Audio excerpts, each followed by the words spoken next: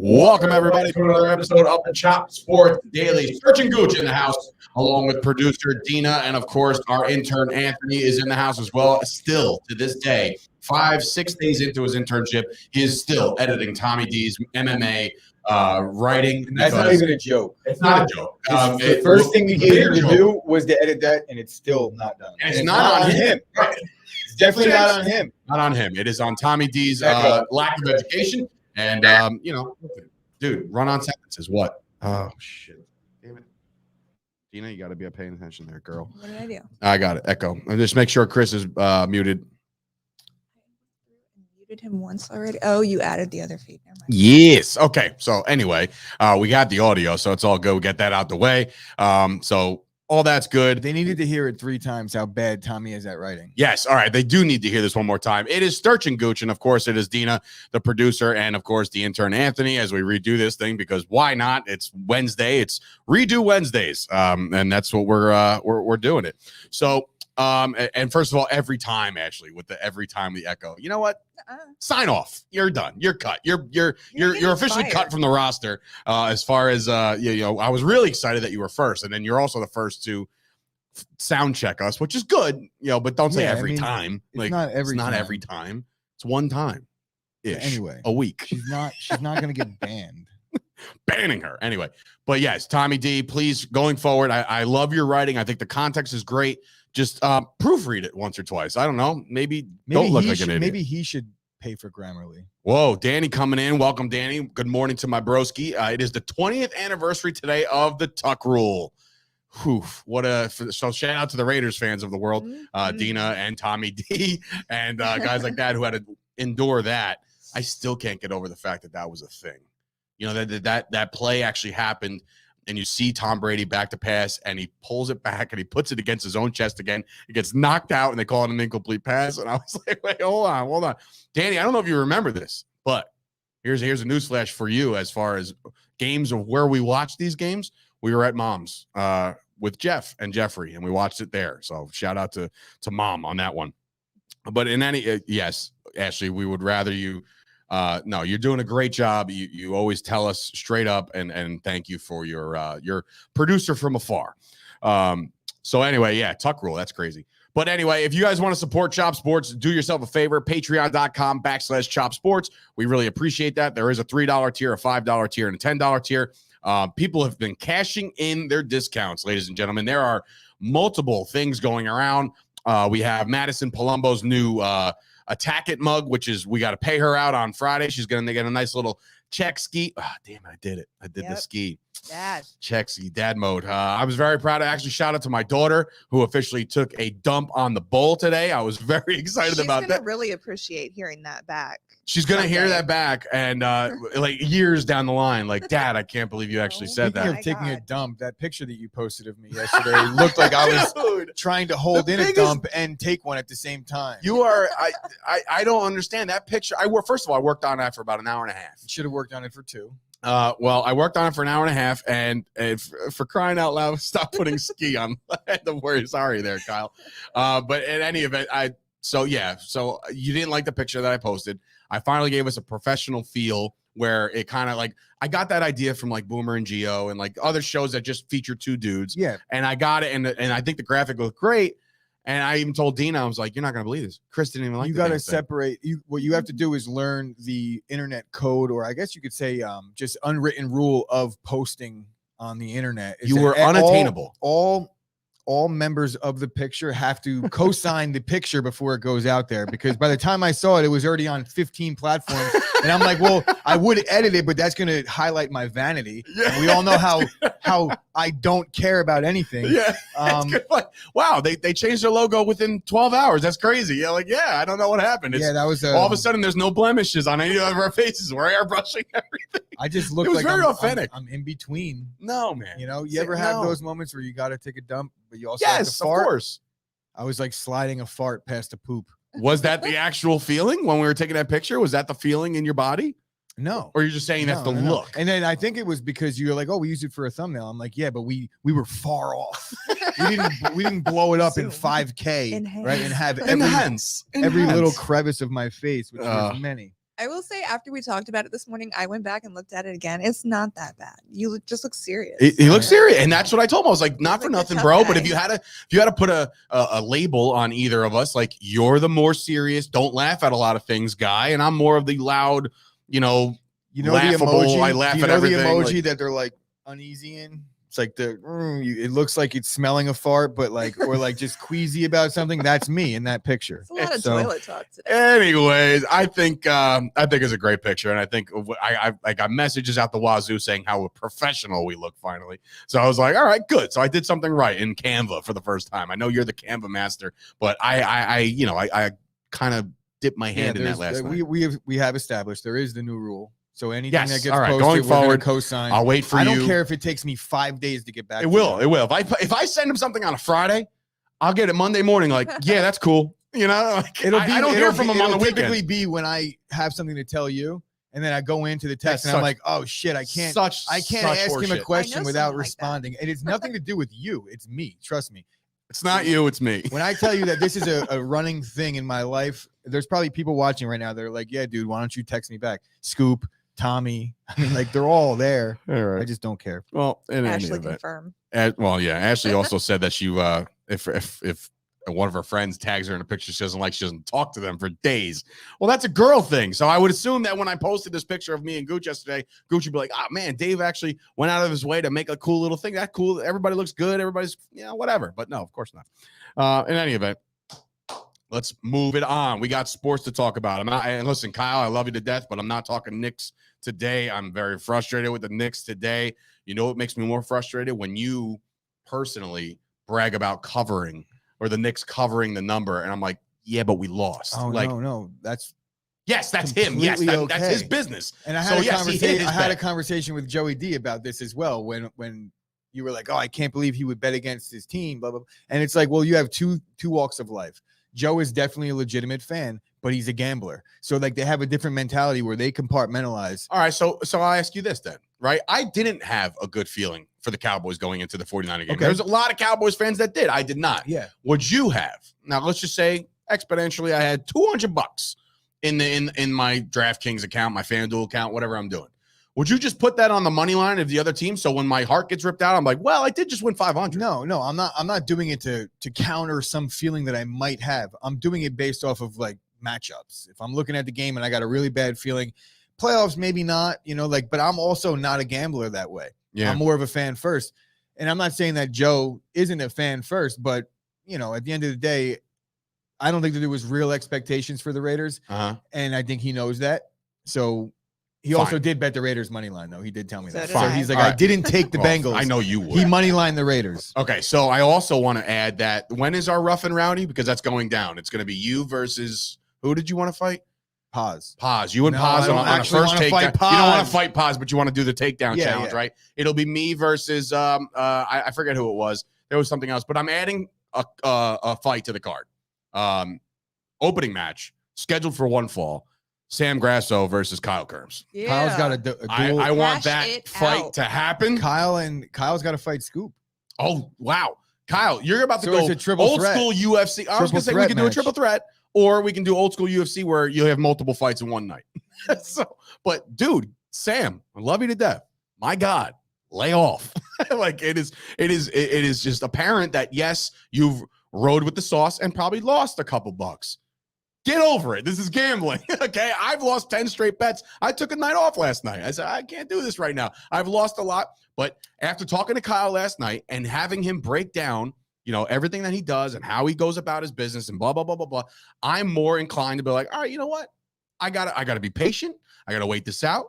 And I gotta visit the Sauce Network on YouTube because he breaks it all down there. Yeah. So if you want to follow the Sauce, do it on his YouTube channel. It's linked I literally on our also, page. Knowing the Grasso family the way I do, and out of all of the Grassos, I probably know Sam the least because when he did the fantasy thing, I was like, wait, this is definitely a relation, obviously, because there's no way there's a Grasso in this group that he's not. But I know for a fact he's just busting balls. I'm not fighting. Kyle gave me. I'm not fighting a stalker. Sam, look, you guys, you'll duke it out to the death right in the main lobby here. But anyway, if you want to support Child Sports, I said it before, patreon.com. Please, thank you, and we appreciate you. And of course, you could do us a big, big favor. and subscribe to the YouTube channel. We're at 586 right now on our way to 600. He said something nice. He said he does have really good analysis. There you go. So, See, look, you take it see for what I what just you did? will. See what I just did? I brought two people Peacemaker. together. And you know how I did it? I said you have to fight. Like you're gonna have to go to blows in order for you guys to make the peace. So in any event, so that fight is now canceled. It will be maybe for a later date once Sam loses a couple more bets. It'll go right back to normal. And then Scoop has said he went 7 for 34 in his last 41 bets. No, Scoop, by math, that is not good. That is Jacksonville Jaguars bad. That's bad. Understand? So you're down on your luck a little bit. All right. A couple things I wanted to get to before. Today is the day we're going to break down. Two people are not together. I still have a restraining order. All right, The things we want to break down today, obviously, is the AFC side of things.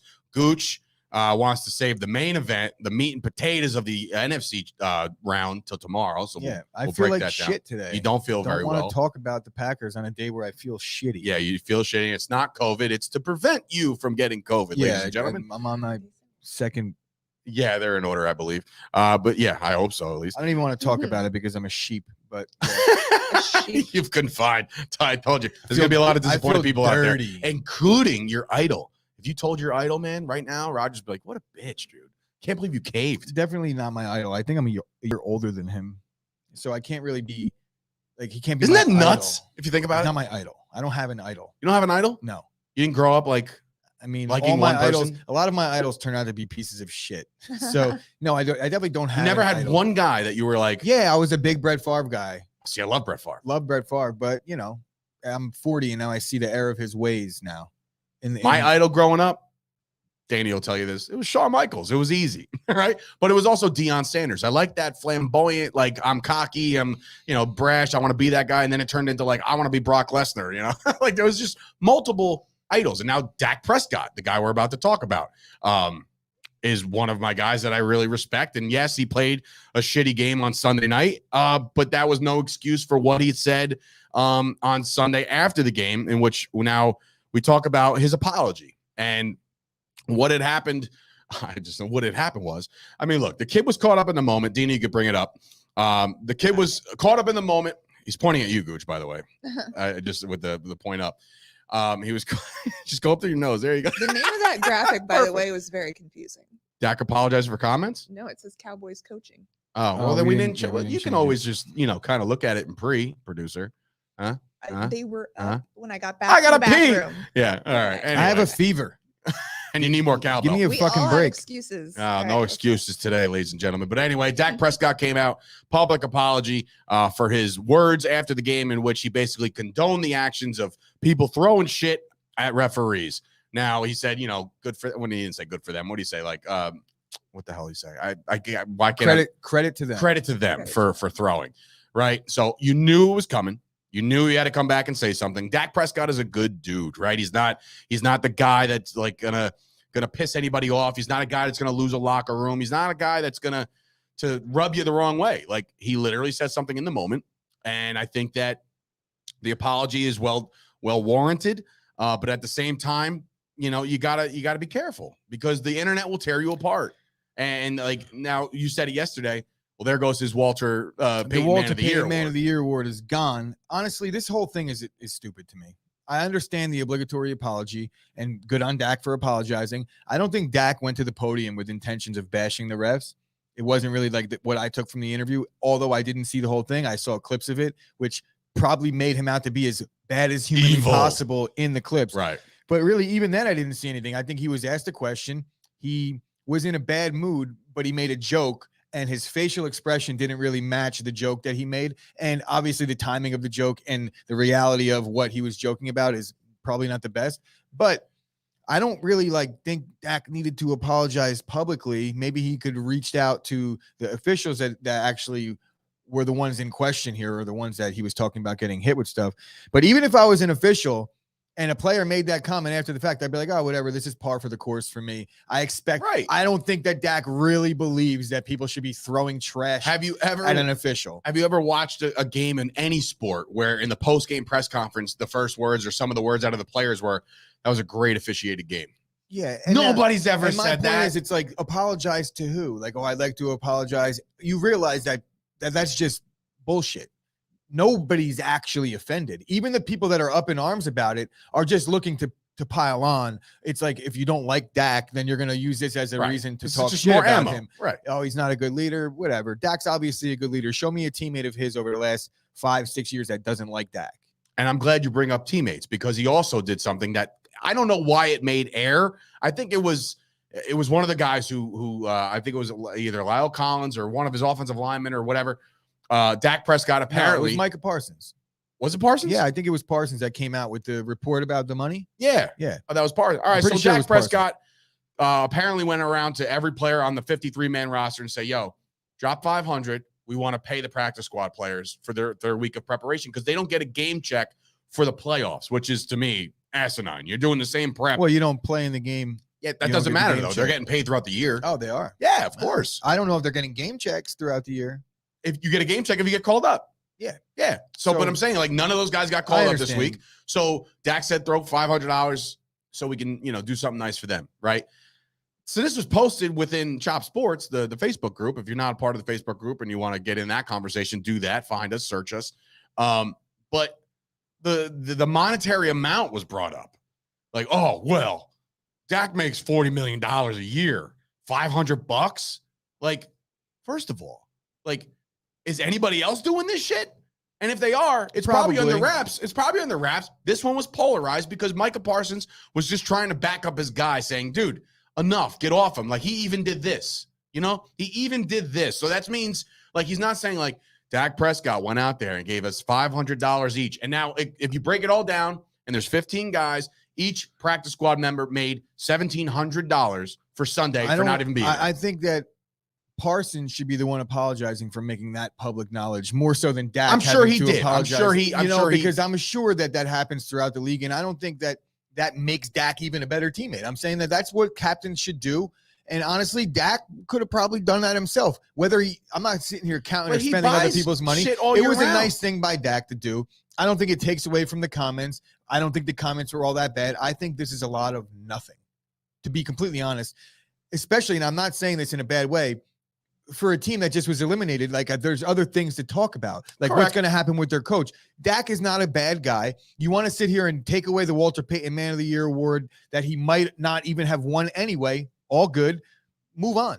Like, let the guys move on. Parsons, I guess he's sticking up for his teammate. You like to see that too. Case in point, Dak's a good guy. All his teammates like him. I just think it's a more of like, you're going to see people that have a thing against the Cowboys are going to be the ones that piggyback onto this. 100%. And the people that don't care, like me, I think it's a non-issue. For anybody to bring up the actual amount and, like, you should do more. You should do more. You go out and do something. Who's to say that Dak didn't do more? Right, that's what I'm saying. And I just do want to comment on the Brandon Taylor thing. He's saying the problem was he reprimanded the fans throwing stuff when he believed it was aimed at the players. When they told him it wasn't, he changed his tune. He changed his tune in the joke. It was in jest. And like I said, I can't get in his head. Maybe he was dead ass serious, but he was serious when he was emotional. If I'm arguing with even my mother, which I haven't done in years, I'd say things that I didn't mean. When you're emotional, you say things you don't mean, and it happens. Look, he just lost the playoff. And I'll 100% guarantee, and I might be wrong, but to Brandon Taylor's point, you probably read the script. You probably read what was said. If you watched the actual interview in the post-game press conference, he literally said, and I'll just do it right here. Oh, it's not good. There's no time. There's no place for it. There's no this. There's no that. Blah blah blah.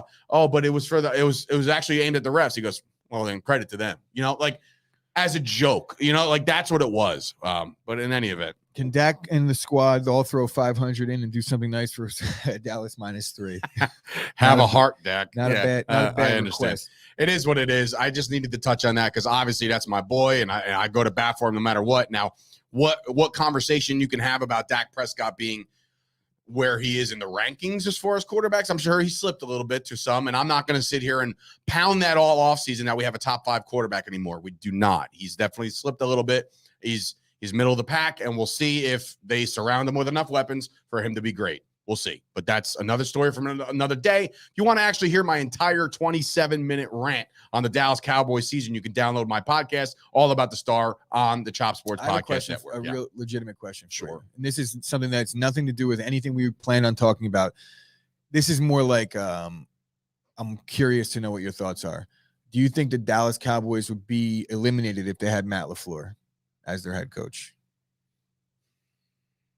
Based on that last drive and those calls, we'd have a game this weekend. I think if you take away, actually, There's so many variables. I'll give you a 2-for-1. I just think that I'll take away Kellen Moore and Mike McCarthy for your boy, and I think the Cowboys might have won that game based off decisions. But something that was jogged into my memory, because obviously the game is such a blur when it happens. But like last night, I was talking to the roundtable on Blogging the Boys, and they brought up the fake punt thing. They wasted like a minute of game time. You know what I mean? Like that minute could have been so valuable at the end of that game. But in any event, I'm not going to get into the coaching. But there is a couple coaching things that I did want to bring up before we get into the AFC Divisional Championship round. Is that Jared Mayo is getting some looks, and I'm trying to figure this out. And I looked at NFL.com this morning about they have a whole great tracker, right? Who's getting interviewed, who's completed their interview, who's getting fired, who's rumored, all this crap, right? Jared Mayo is popping up on a lot of lists, and I can't seem to figure out why, considering how many people are out there. Now, this is a very, I'm not being a piece of shit, but is this a Rooney Rule effect? Are they just interviewing because they have to? But he's actually getting a lot more looks than what I thought. Because if you're going to do that once, but he's gotten like 3 or 4 interviews lined up, and I'm like, all right, maybe there's something to Mayo. Without getting too deep into the actual Rooney Rule thing, because I have my opinion on it on both sides of the fence. But I think that's one of the most unfortunate things about the Rooney Rule is that anytime a guy that is a relatively unknown in terms of a head coaching candidate, and he's automatically going to be looked at as, well, is he only being looked at because of the Rooney Rule? I think that we have to give a little more credit to A, some of these organizations, and B, the coach himself, because Jared Mayo is obviously a good coach, because he wouldn't be getting looked at by NFL teams, multiple NFL teams, if he wasn't. I understand that he played linebacker. He played in the system. He's been a coach under Belichick. Look at Mike Vrabel. When Mike Vrabel got his first job, people were looking at Mike Vrabel as a guy like, oh, maybe he didn't coach long enough. Matt LaFleur, relatively unknown. Sean McVay, relatively unknown. Zach Taylor, relatively unknown. LaFleur came from McVay, who from Washington, under Shanahan in Washington. Like, wow. This is way back. Tree, huh? He was with Atlanta when Shanahan was the offensive coordinator. Can't wait till those emails He was the quarterback's coach. You look at Zach Taylor, same thing. Basically, all you have to do is have Sean McVay have looked at you in the last 10 years, and you're getting a coaching job in the NFL now. I don't think that it's too early to sit here and say we've seen a lot of these other candidates that people are talking about, Todd Bowles, Vic Fangio, Dan Quinn. There's other guys that the NFL franchises have kicked the tires on these guys before, and they've fallen flat. Why not give new blood a chance? When you see the Matt LaFleurs of the world doing well, Zach Taylors of the world doing well, Sean McVays of the world doing well, even Brandon Staley, who I think shit the bed towards the end of the season. He did well. But when you hear the guy talk football, it's like this guy knows what the hell he's talking about. It's just that he lets the analytics get in the way sometimes. But I think that Jared Mayo, let's pump the brakes on saying that he's not going to be good. He made. I think he's bringing him up because he's popped up on a lot of lists, and I'm like, wow. I'm not saying for you, but this is just a thing that I've seen throughout, and I'm not going to call out anybody because there's people in the chat that we've had conversations about, and it was, what did the linebackers do in New England? And really, it's like, well, Matthew Judon was a linebacker, right? Technically, lines up on the edge. At the end of the day, Mike McCarthy was 1-15 as offensive coordinator for the 49ers, and he's been a tenured head coach in the NFL for 15 years now. So it doesn't necessarily mean any of that. Like, success doesn't always translate. We've seen a lot of guys have success as coordinators. They come over and they're not actually successful as head coaches. I'd almost rather a position coach than a coordinator come over and coach my team. So basically somebody you'd rather a coordinator come over to your team and coach? I'd rather almost a position coach, like a Jared Mayo. He's never been a coordinator. He's coached the position, right? So maybe I'm wrong about it. Who knows? And you know what? 9 times out of 10, those position coaches are way knee deep in involved with their players. Like as far as players, coaches are concerned, like those are where you find those guys, the guys that you really relate to. Like Skip Pete for a long time was the Cowboys running back coach. that guy would die for Ezekiel Elliott and Pollard and all those guys. You know what I mean? Like he would literally take a bullet for those guys. So yeah, maybe there's something to it. So we'll see if Mayo gets a look, and a hire. So I did see one that was mind-numbing in the searches, right? And I talk about the Houston Texans for a second. Now, I know they just fired David Culley, maybe prematurely, because, I mean, Culley was brought on almost like a stopgap to I don't know what, right? But I'm thinking, I'm looking at this list that they're bringing in, and at the bottom of a list of 4, every other team has like 7, 8, 9 guys, right? They have a list of 4. They put Hines Ward as a head coaching candidate. Hines Ward, who's now coaching the receivers at some high school. Like, where does he jump the list? See, I don't know about that. But at the end of the day, like, you never know. You know, I don't guess, but come on. Maybe it's just a Rooney Rule thing. Right. They just had Culley. All right. So come on. And they interviewed Flores. So that's it. Remind me to never take my hat off again. Okay. Jesus, don't ever take your hat off again. Brutal. Oh, in any event. D'Amico Ryan's held together the Niners D. I don't know who that is. Facebook user, do yourself a favor. Click the link that's within the Facebook post so we can know who you are. Vinny coming in, my cousin Vinny. Rumor is that the Giants had their second interview with the Bills assistant GM, and if he's hired, he'll bring. Oh wow, that's Dave-O with him. All right, well, I'm sure you don't want to lose him, but that's a very good possibility. The GM positions are also there's I believe the Bears, the Giants, the Panthers. There's a couple teams looking for GMs too. So that's another search. The Raiders. All right. They just fired Mayock. Yeah. So and speaking of GMs, the Philadelphia Eagles GM just came out and endorsed Jalen Hurts as a starter for 2022. So that's official. That's good. Good. See, that's good for me. See, because I'm okay with that. Probably good for Philly too. I mean, when you really think about it. You know, going into the offseason with uncertainty, at least they know now this is their guy. Get to work. Sure. Then work around him, build around him, Yeah. draft 16 receivers in the first round next year and see what sticks. Because I don't believe in the Eagles GM to do a good draft. He had Devonta Smith. He played out okay so far. But again, very undersized. Who knows? But the Jalen Reagor pick will haunt you forever because you could have had Justin Jefferson. You could have had other players outside of that. But I'm not going to get into the knee deep in I'm sorry. I see that glow. That's where you lose credibility when you say Jalen's going to be better than Dak easily, because that's not true. It's not even remotely true. Mechanics, it will be easily. That's but not going to. It's too early to say that Jalen Hurts won't be a star. Out of your skull, if you think Jalen Hurts is going to wind up being better than Dak Prescott, out of your skull. And I'm just again, we can interact with you people all day long, and I will. That's what we do here. But I'll go to bat for Dak. I'm not going to say that there's a 0% chance. I'm not saying that it's easily. But let's just easily is where he loses me. If you think that Jalen Hurts has a chance to pass Dak, that's okay. I mean, he's decent. He has things like that can happen, right? But don't tell me easily. I mean, that loses all the steam. If you say like, hey, Jalen Hurts has a good chance to be as good as Dak, or B, even surpass him, and I'm like, you know what? I mean, I said yesterday that Jalen Hurts reminds me of a young McNabb. You know, and if he has the career McNabb has, and the Eagles are in good shape. Honestly, can I say that so does Dak? A McNabb? Yeah. Okay, I see it. In any event. Yeah, Calvin Ridley's available. Did you see that? The Falcons are saying that. Well, they didn't really say much because there's really not much they could say about a guy that is he off the list or whatever. Yeah, or whatever. I think that he was on. He's set to play football next year. There's too much money on the table unless he retires. But he ain't going to be able to pull the same thing he did last year. No. Without them taking all his money away from him. O+ coming in. Jalen will be another Cam Newton run, but can't throw. I mean, look, the proof's in the pudding. It's not like I'm trying to be a hater. I've watched him throw balls, and I've also watched Dak throw balls. Dak played piss poor the other night. I'm not about to sit there like, well, you know, if the sun wasn't in Cedric Wilson's eyes, like, by the way, shout out to Jerry Jones. You built $1 trillion stadium and you didn't put shades up. Like, give me a break. And anyway, that does I digress. They'll be there next year, I bet. Oh, 100%. There will be shades all over those windows as people bum rush for standing room only seats in Jerry World. So let's move on.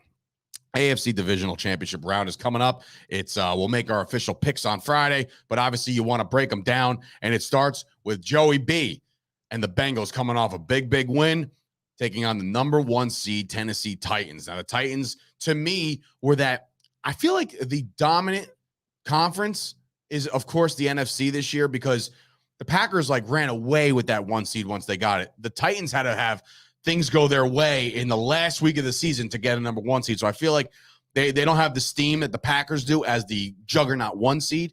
But after thinking about this for quite some time, within the last like 24 to 48 hours, I believe now in this 7-team system, actually. I believe that 1 seed is going to be so coveted going forward. It'll make for great competition down the stretch.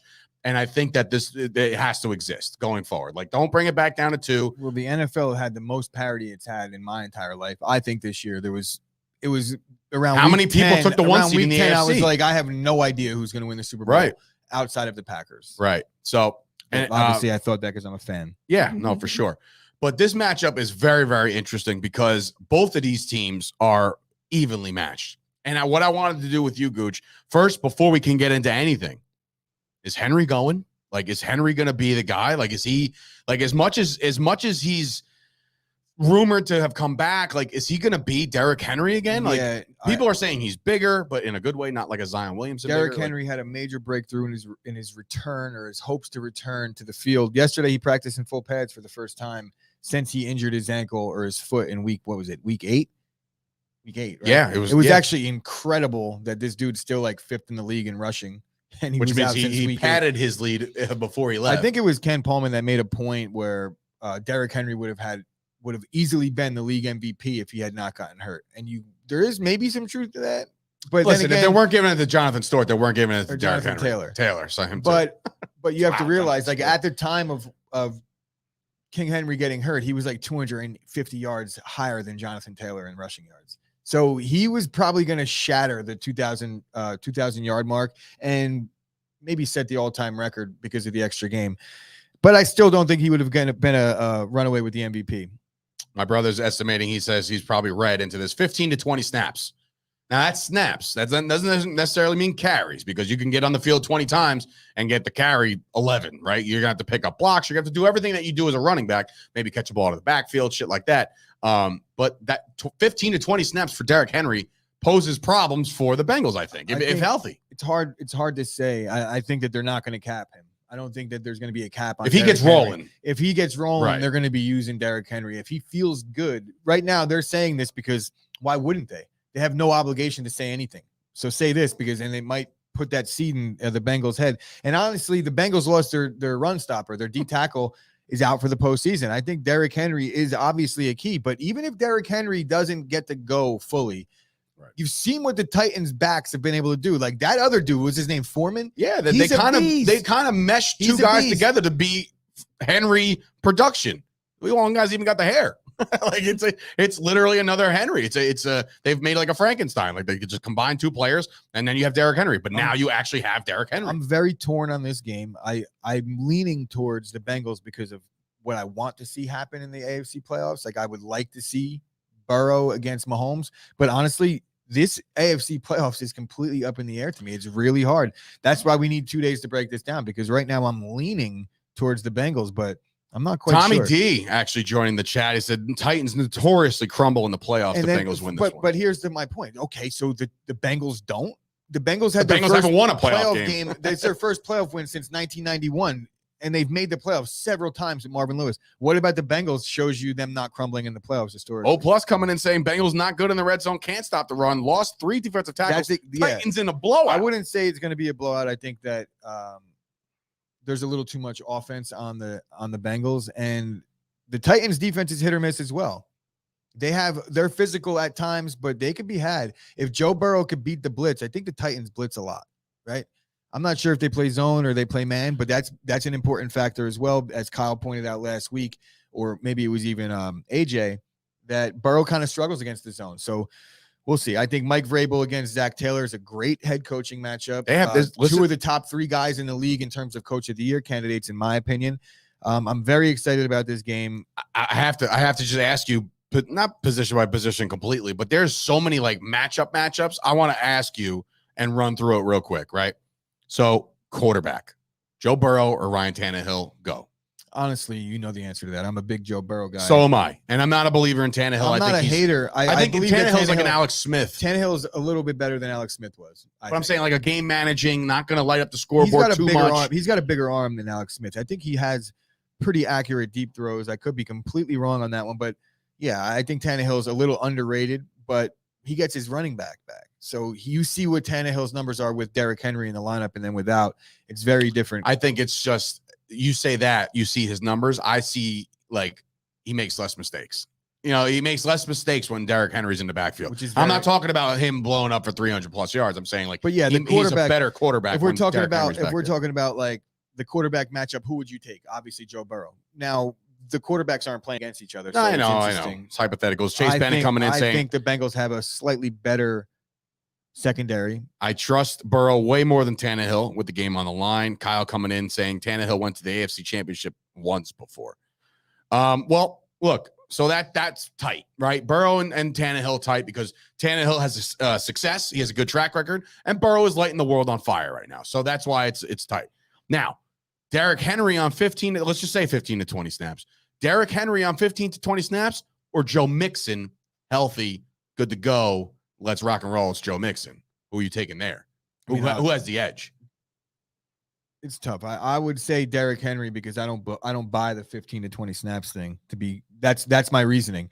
If Derrick Henry really isn't fully ready to go, then obviously I would say a healthy Joe Mixon is better. But again, Cincinnati's missing a lot of their guys up front, and they've struggled against the run lately. I think Josh Jacobs actually did well against them. He did. He had a couple nice. He had a couple. I think that it's going to come down to the Bengals' ability to score a ton of points. I think that both teams are going to be scoring in this one. Glow coming in. Well, Joe Mixon didn't do much against the Raiders. So they're saying, like, all right, well, you're about to face a better defense in the Titans, so maybe even less than that. Janine from Absolute Eyewear came in before saying Derrick Henry drafted 45th. She's got to be burned about that, considering how high they drafted Saquon Barkley. Like, it's just like, it's crazy to see. And I'm starting to see that trend now that Zeke Elliott's kind of run himself into the ground. Now he tore his PCL and all this other shit, right? I'm starting to see this, like, you can grab a running back late, and those guys could be studs. You set yourself up when you draft a running back that high. Not only is it bad because there's a better talent at a different position there, but then when that running back's contract is up, now you're having to pay a second contract to a guy that is coming off of a top 5 pick rookie deal, and he wants to get a ton more money, and it just doesn't add up. It doesn't look like it's a good recipe that second for the deal. salary cap. Do you really want a guy to make $150 million over 8 years at running back? No. By the end of that second contract, he's done. Just curious, because you know more than I do, obviously, about the Green Bay Packers. Aaron Jones, where did they draft him? 5th round. 5th round. So there you go. Like AJ Dillon, second. So that's another one. You wait. And even that was probably too high. So, but now I'm starting to believe in that. Like, yes, was the Zeke pick good at the time? They took Ezekiel Elliott over Jalen Ramsey. That was the big deciding thing with those two picks. And I think at the time when we had Darren McFadden as our RB1, you got to address it. Just might have not have been the position to address. I also do think you will see a top 5 running back drafted again because you have some really shitty front offices out there. That's like the Jaguars guy who got hustled for 3 picks. I think that there's teams that there is some teams out there that will never do it no matter what, and there's teams out there that will consider it. I guess maybe if they want to make like the splash, you know what I mean? Like they want to make that big impact in the first round. Like, I know they say not to do it, but here I am, hear me roar. I always say the best time to pick a running back, and you see it almost all the time, is like if you win the Super Bowl, you pick a running back because typically like the best or the second best running back in the draft class will go like the back end of the first round. You don't need to be taking running backs early. You just simply don't. Braylon Allen will go top 5. Which running back is that? Who's he running for? Nobody knows. Like, is he that absolutely good? Will not. Well, I was going to say, like, that. If I don't know who he is, then that means Wisconsin freshman. Oh, so it's going to be 4 years from now. It's not 4 years. He won't. 3 years, whatever. But like this is why, and I understand this from a Kyle perspective. He's probably knee deep in all these games, and like, he knows this guy. He watched him as a freshman, so sure, yeah. In 3 years, he might be bigger and better. When he said the name, I'm like, I don't even see him on any of the draft lists, and now obviously I realize it's because he's a freshman.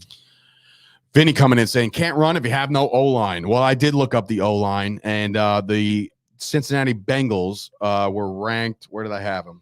The Bengals have been struggling. You could look at the whole year. I had them written down. It's not there. You could look at the whole year. That's probably why, if anything, I would lean towards the Titans in this one because of the amount that Joe Burrow has been banged up in the last couple of weeks. The Chiefs game, he left that game injured. He didn't play the following week, and a lot of people were saying, oh, they were just resting him. I don't know that he would have been able to go even if they did need him because his ankle was definitely messed up. So the propensity to blitz for the Titans, I think it's going to be an issue for the Bengals. We'll see. But I Kyle think and I Sam just changed my own bonding. mind. Say who's bonding? Kyle and Sam are bonding. Oh, over, see, I'm Braylon telling you, Allen. man, I'm a matchmaker. All right. There is a massive debate on who's got the edge here. The Titans receiving core against the Titans receiving core against the 11th best secondary, which is the Titans, is consisting of obviously AJ Brown, Julio Jones. I'll throw Anthony Firschger in there as a tight end, right? The air attack. Or do you prefer the Bengals? I guess you can call them the big three over there in Jamar Chase, T. Higgins, Tyler Boyd against the 7th best secondary in football. That's the probably, if you had to take the hardest thing to compare, I think it's this one, the receiving core against the secondary. If I had to pick right off the rip, I think I just go ride the hot hand and say, the Bengals will still do their thing. But I mean, it's Julio Jones, it's AJ Brown. For me, AJ Brown to me was like a top 5 wideout for a little while for me. So, and then you stack Julio Jones as not the guy, like not the number one to focus around. That's a big deal. From a talent perspective, it's not close. It's the Bengals in this one. Think so? Yeah. They got the youth. They got Jamar Chase is arguably the best receiver in football outside of Cooper Kupp and Devontae Adams this year. I don't think that anyone could really make the case saying that he isn't the 3rd best receiver in football, even though he's still so young. Julio Jones has been a shell of himself. If they could unlock the 2016 version of Julio, then maybe you'd have a case. AJ Brown, he did have one really good game when he came back, but he's been injured most of this season and the most of the last 2 seasons, even though last year he played through it all. But that stuff adds up. From a talent perspective, I do think it's heavily favoring towards the Bengals, but all that doesn't matter if the pass rush gets to the Bengals quarterback. If the Bengals can't protect, then that secondary for Tennessee is going to look a lot better than even 7. I think they're starting to compare some receivers in the chat right now. Joe LaCorey coming in saying Jefferson is 3rd, but the kid is close as far as I think he's talking about Jamar Chase. Yeah, I mean, if you want to make that case, that's fine. I'm okay with it. I think that's I'm 1 okay and with it at 1A this in point. terms of future of the league at wideout. Glow's taking Julio Jones easily. He said another dude. This is your second easily take. Like you said, Jalen Hurts is better than Dak easily, and now I'm taking Julio Jones easily. Like there's arguments to be made, and Julio Jones is still Julio Jones after all, but he ain't what he was. And that's the truth. And that's not. I'm not knocking the guy. He could still ball, but like Julio Jones is a little older. I don't think Julio has a touchdown this year. He does not. I don't think. I might be wrong on that one. He might have one. But in any event, that game goes down on, what is that? Saturday? That's Saturday. That's a Saturday slate because they saved the heavy hitter, money-making Bills-Chiefs game for Sunday. That Sunday slate is amazing. I know that the Packers play the Niners on Saturday night, which is great, but the two... There's a reason for that, though. What's the reason? Because the Rams played Monday. So if the Packers played the Rams, like the Rams were the Sunday game no matter who played them, or the Cardinals, depending on who won.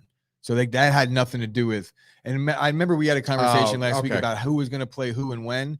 The NFC was already determined that the Rams or the Cardinals were playing Sunday. All right. So this is the main event of the AFC. I feel like there's so many possibilities.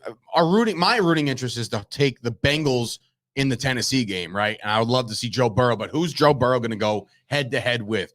These two quarterbacks are probably the most exciting quarterbacks in football right now as far as the future. Like, are they the best quarterbacks in football? They're in the top 5, of course, right? Well, look, what you got out of 3 of these 4 quarterbacks, you could expect to see these guys in the postseason a lot. And we're facing starting to each other for the next 10 years. I'm excited. We're starting to see a little bit of a rivalry starting here between the Kansas City Chiefs and the Buffalo Bills. Obviously, they played this year. The Chiefs were on their downward slump, and they weren't winning games. The Bills went up there and beat the piss out of them 38-20, right? But then let's all remember the AFC Championship game last year, 38-24, and that went to the Chiefs. Incredible. So now there's a little bit of a rivalry going here. As far as like theatrics are concerned, both of these guys have the ability to make big plays within the blink of an eye, right? Either Mahomes is doing a behind-the-back pass or underhand or like little shuffle thing here and there. That's fine. But then Allen just turns up this dial and he says, all right, we don't have a running game. I'll be our running game. We need a passing game. I'll be the passing game. Josh Allen, at the end of the day, and I'll say this boldly, when it's all said and done, in the next couple of years, not only will he win a Super Bowl, but this kid's going to be MVP of the league, and he's going to be the future of the sport. like top face of the sport, because Aaron Rodgers is not going to be there forever. So when that's away, everybody strapped the rocket to Patrick Mahomes. Justifiably so. Kid's electric, right? But I think Josh Allen's doing it with less. He's doing it with less. They gave him Stephon Diggs, great.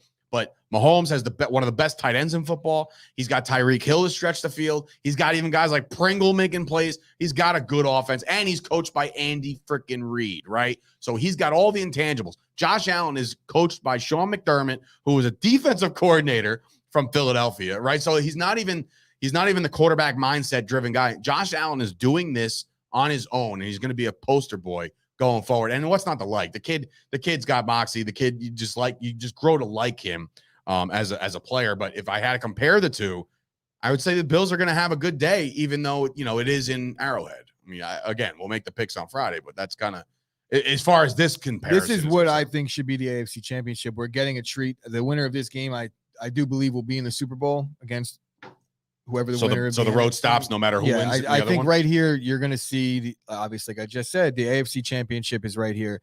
As far as the quarterbacks go, obviously we all know Patrick Mahomes is light years better than Josh Allen. We're all in agreement on that. And I'm not saying light years like but no, in terms of throwing the football, and he's a better quarterback. He has the experience in the postseason. He's beaten Josh Allen in the postseason. Josh Allen is a great football player. He's able to take over a game. But I just don't know that the Bills offense is going to be able to keep up with Kansas City in this one. The Chiefs have been the best team in football, or the hottest team in football, outside of maybe some sporadic appearances by teams here and there. But if you look at since week 8, they've only lost one game. They've been beating up on teams. And you saw what they did last week against Pittsburgh. Pittsburgh came out firing, and they scored 5 touchdowns in a 5-minute span. Right. It was incredible. The home crowd, I'm not making the pick here, but I just think that it's a Pat Mahomes show. And in the postseason, you get to see Pat Mahomes do what he does best. Josh Allen, they will maybe eventually get over the hump. You want to make bold predictions like they're going to win a Super Bowl. It's very hard. Obviously, as you know, obviously, there's no guarantees that Buffalo is even going to be better than they were this year, next year. Like the regression could easily happen, and other teams are on the rise. You look at across the other AFC Championship game or the other AFC playoff game with the Bengals. There's a lot of good teams out there, man. So I'm not going to anoint Buffalo just yet. They got to get through a tough team. Shout out to Vinny, who says, say your prayer. He has a wedding at 5. The game's at 6:15. First of all, Vinny, look, in the age of you can get out of anything at any time, just get out of it. Just get out of it. This is the divisional round of the NFL playoffs. Unless this person is literally your sister, then don't, or your brother, or I whoever. have a hard time with these. Like, we're not picking the game. I know. And like, I almost picked the game 10 times. Everyone knows who I'm going to pick by now. Well, I mean, it is. We'll this is unless Arlene's. This is Arlene's, right? Things can change. Plus the point spread. Like, I will say this, just for playoff fantasy football purposes, I want the Bills to win because I'm in an expensive league where I have Josh Allen. And expensive league that you didn't know was so expensive. Yeah, I thought when I joined it, I thought it was going to be like $25, and I was like, oh, I went to pay. He's like, no, it's $100. It's like, oh man, I owe Sauce money. Actually, I gotta pay him for this. I gotta pay him for that. So I'll get you Sauce Friday if you come in here. I'll give you the cashish. But anyway, this game again, great game to get behind. Great game to it closes the weekend. So one of these teams are going to go either to Tennessee with a win, or if the Bengals for whatever reason get the job done, the winner of this game will host. So that's another crazy aspect of it. Yeah, cough, cough, sniffle, sniffle. That's all you have to do. Unfortunately, I wanted to go last week to my buddy's kid's birthday, but my kids are actually like sniffling and shit. I'm like, I can't. There's no way. I would feel awful if I got people sick. You know what I mean? Like, I'm not doing it. In any event, so look, we're gonna have our picks on Friday. Tomorrow, we will dig deep into the NFC round of things. We'll talk about the Green Bay Packers taking on the 49ers. If the 49ers have a prayer. Who, by the way, today reports have said that Trey Lance is mimicking Aaron Rodgers in practice. How you do that, I have no idea. I don't think that's even a thing. Maybe like the scramble ability to get outside the pocket, sure. But overall, you can't mimic the GOAT. Like, you just can't do it. And then, of course, the other NFC divisional championship game is, in fact, the LA Rams taking on the Tampa Bay Bucks. Wow. All right. Yeah. It's just Tom Brady. No big deal.